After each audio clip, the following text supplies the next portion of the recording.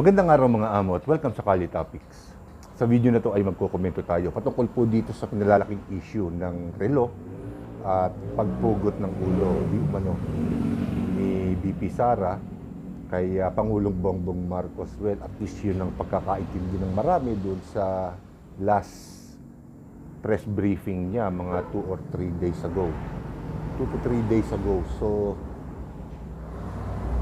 naging laman ng balita itong mga binitiwang pahayag ni BP Sara at maraming mga politiko at kritiko ang hindi nagustuhan na naging pahayag ni Vice President Sara Duterte. So, well, marami ang nagtatanong siguro sa inyo, ano ba yung naging issue? Yung talagang pinakalalaki ng mga kritiko ni BP Sara. So, una yung relo na di umano ay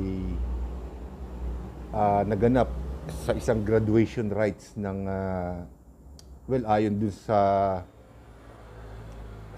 video na kumakalat ngayon, at kung makikita ko, ilalagay ko dito habang nagko-komento tayo, ay di umano itong kadete ay hinihingi nung makaharap niya na si Pangulong Bongbong Marcos, ay di umano ay hinihingi ng kadete yung relo na suot ni Pangulong Bongbong Marcos at hindi ibinigay ni Pangulong Bongbong Marcos. At well, nakita ko rin doon sa video na parang kinukuha ni BP Sara yung folder na hawak ni Pangulong Bongbong Marcos at siguro inaabatan. Ayon na rin sa pagkakaintindi ko doon sa kanyang kwento at doon sa video na kumakalat ngayon, na para bang ang tingin ko, kinukuha niya yung folder dahil ina-anticipate niya na nung hiningi nung kadete yung relo ni Pangulong Bongbong Marcos, ay syempre kailangan bitawan niya yung folder at para hubarin yung relo. Pero hindi po yata nangyari yun, at parang sa pagkakapaliwanag ni BP Sara ay kumbaga parang tinatanong ni Pangulong Bongbong Marcos doon sa kadete kung bakit niya hinihingi yung relo ni Pangulong Bongbong Marcos. At syempre ang tugon nung kadete ay baka pwedeng maging regalo ko ito dahil gumraduate ako. So isa yon sa mga nag-trigger yata sa pagkakabanggit uli ni BP Sara na parang yung relasyon nilang dalawa ay toxic na dahil hindi niya na kayang kasama si Pangulong Bongbong Marcos. So tingin ko marami pang mga instances na may mga hindi nagustuhan si BP Sara kay Pangulong Bongbong Marcos. At kumbaga yun kinikwento niya yung nasa isip niya na gagawin niya. At isa na rin po dito yung di umano ay pagpugot. Gusto niyang pugutan ng ulo si Pangulong Bongbong Marcos at itapon. Yung, kumbaga gigil na siya. Siguro dahil pakiramdam niya toxic na nga sa salita niya yung kanilang relasyon na binibigyan naman ng kahulugan ng mga kaanib ni Pangulong Bongbong Marcos. Siyempre, natural yun. So, marami ang nagtatanong, tama ba yung ginawa ni BP Sara na banggitin niya pa yung mga ganung uri ng salita sa isang press briefing. So, siyempre, mali nga naman yun. Dahil, siyempre, parte pa rin siya ng gobyerno ni Pangulong Bongbong Marcos sa ayaw at sa gusto niya. Kabahagi siya ng gobyerno. At napakapangit nga namang siyempre pakinggan na ganon ang iniisip mo sa iyong Pangulo, sa ating Pangulo, at sinabi mo pa sa isang press briefing. So doon naman sa naging galaw ni Pangulong Bongbong Marcos, tama naman yung ginawa niya na hindi na siya nagkomento para hindi na siguro lumaki pa yung issue. Pero mali din naman itong mga kaalyado ni Pangulong Bongbong Marcos, lalo na ng DOJ, na iimbestigahan daw nila kung may basihan ba para kasuhan ang Vice President sa kanyang mga naging pahayag doon sa press briefing na yon. So bakit natin sinabing mali? So sinasabi lang naman ni Vice President Sara Duterte kung ano yung laman ng kanyang isip. Hindi naman ibig sabihin na aktual niyang gagawin yun. Sino ba namang matinong tao ang gagawa noon na pupugot ka ng ulo ng isang tao dahil sa sobrang galit mo sa kanya, dahil toxic na nga yung relasyon, ika nga. So sa isip lang niya yun. So wala yata tayong batas na nagsasabi na kapag ka inisip mo at ibinulalas mo ay kaso na yon. Di ba? Parang walang ganung kaso. Ang alam ko, pagka ginawa mo yung nasa isip mo, kaso yon. O dili kaya sinasabi nilang parang merong isang particular na kaso na parang pagbabanta. Ewan ko, hindi tayo eksperto sa batas, pero napakababang dahilan para kasuhan mo ang isang vice president at kaakibat nito ang gulo, ika nga, sa loob ng administrasyon ni Pangulong Bongbong Marcos. At pinakikita rin ng kanyang mga kaalyado na sa ganung kababa o sa ganung kababaw na ika nga sa loobin ng isang tao ay kakasuhan mo siya. Pagka ganun so wala na yung freedom of expression natin, yung freedom of speech, ika nga. Para bang ganito, gusto na, may nagsalita, halimbawa, pinagbantaan si Pangulong Bongbong Marcos, pero biro lang yon, nasa isip lang niya yon, naibulalas lang niya. So, balido na ba yon? Siguro parang hindi naman yata tama. Siguro pwede mong pagsabihan yung tao, pwede mong kausapin, pero yung kakasuhan mo pa, para ano? Hindi ba marami na mga epal ng mga politiko o mga gustong umepal para tumaas pa ang posisyon nila na ngayon ay kandidato, sasabay pa kayo. Hindi ba nagpapasikat kayo? At tuloy namumuo sa isip ng maraming tao na talagang tinatarget nyo, particular si VP Sara, dahil alam nyo nakakandidato siya sa 2028 national election. So pangit naman yun. Mas maganda pa yung ginawa ni Pangulong Bongbong Marcos. Hindi na siya nagkomento. Kahit ako, hindi ako magkomento na rin. Palilipasin ko na lang yun. Dahil syempre, aminin man natin at sa hindi, naging magkaibigan sila isang punto. Isang punto sa kanilang buhay.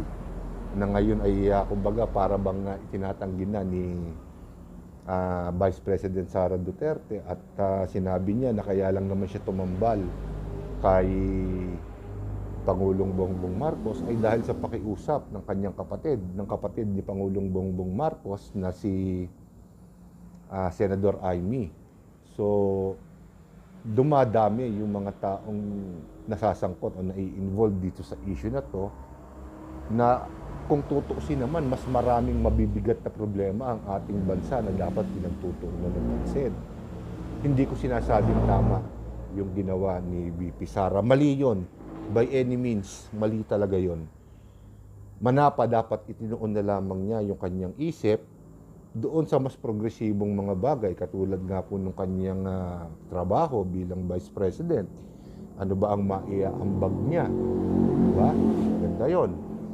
Ikalawa, yung ipinupukol sa kanyang mga aligasyon ng katiwalian. Dito nga po sa confidential fund na ipinupukol ngayon sa kanya ng kanyang mga kritiko. Dapat mas doon siya nakatuon. Meron din ipinakita pa na para bang in-upload yata sa TikTok o kung saan na sumasayaw si VP Sara, kumbaga parang nag-enjoy siya. Siguro, paano ba natin bibigyan ng magandang katwiran si VP Sara? Siguro baka nag-anuwain lang siya, nagdi-distress. Stress na siya, nag-distress na siya ng kanyang sarili. Siguro baka yun ang paraan niya, magpatawa. Pero meron akong nasilip dito sa mga ginagawa ni VP Sara at sa inuugali niya. Ito ano lang naman to, teorya ko lang. Teorya ko lamang po ito. Sa mga pangkaraniwan tao na katulad natin, pagka mainit ang ulo mo kung ano-ano ang sinasabi mo, yan, si BP Sara, pinakikita niya yan na ako, katulad lang din ninyo na kapag uminit ang ulo kung ano-ano ang sinasabi, pero hindi ko naman talaga sadya yun. Hindi ko sadya. Hindi ko naman talaga gagawin yun. Ipinakikita rin niya na kalog siya, na ganun. Natural na tao lamang siya. Isang bagay na delikado para sa mga politiko na kung sakasakali ito makakalaban niya sa 2028. Dahil ipinakikita ni BP Sara na mas masa siya kumpara dito sa mga oligarchs na tinatawag natin, mga nasa alta syudad, mga matataas na tao. Hindi siguro, pinapakita siguro ni BP Sara na hindi siya yun, hindi siya katulad ng mga tao na yun na mataas ang tingin sa sarili, na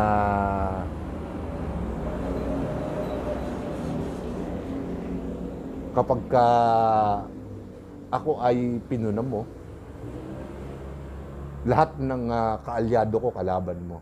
Parang ganun na nakikita ko sa kanya. Gusto niyang makita kung sino yung mga tao na uunawa sa kanya at sino yung mga tao na tutulig sa kanya. Tandaan niyo, matalino si BP Sara. Maaring kakalog-kalog yan, pero hindi siya makakarating sa ganyang posisyon kung hindi niya alam kung paano ang diskarte. Bagay siguro na iniiwasan ni Pangulong Bongbong Marcos. Ayun, yun ang aking teorya sa bagay na yan. Kumbaga, ipinapakita ni BP Sara na ordinaryong tao lang ako. Na andito ako sa posisyon na to dahil sa inyo, sa atin. At kung ano ang inuugali nyo kapag mainit ang ulo nyo, yun din ako. So, kailangan sigurong pangunawa ang lakihan natin. Hindi yung ang lakihan natin kung paano natin siya i-criticize. Hindi ko ipinagtatanggol si BP Sara. Wala akong kinakampihan sa kanilang dalawa. Sinabi kong mali si BP Sara, mali talaga siya. Dahil isa siyang elected official at pangalawa sa pinakamataas na pinuno ng ating bansa. Siguro learning experience to kay BP Sara nung pinasok niya itong national level. Kaya kung mababalikan niyo yung ibang mga video ko, sinabi ko na magandang learning experience ito. Huwag kang tumakbong presidente, tumakbo kang mas mababa doon. Pero on a national level. So BP nga.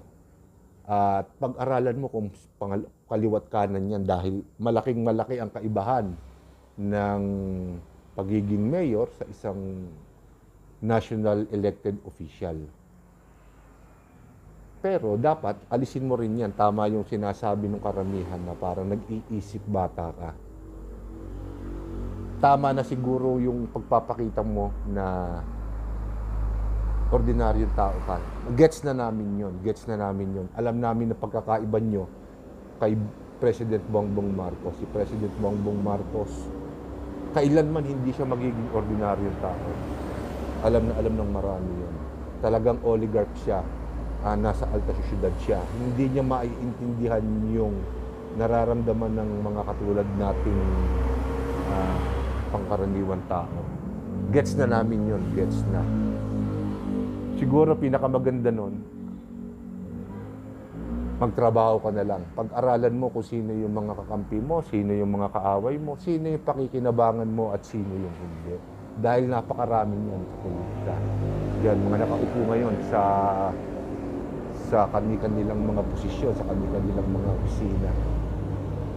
Hindi qualified pero dahil nakadikit sa Pangulo, nakadikit sa mga taong matataas, malalapit sa Pangulo, ay nabibigyan ng pwesto. Yan. So para sa akin, hindi na dapat pinalalaki yan.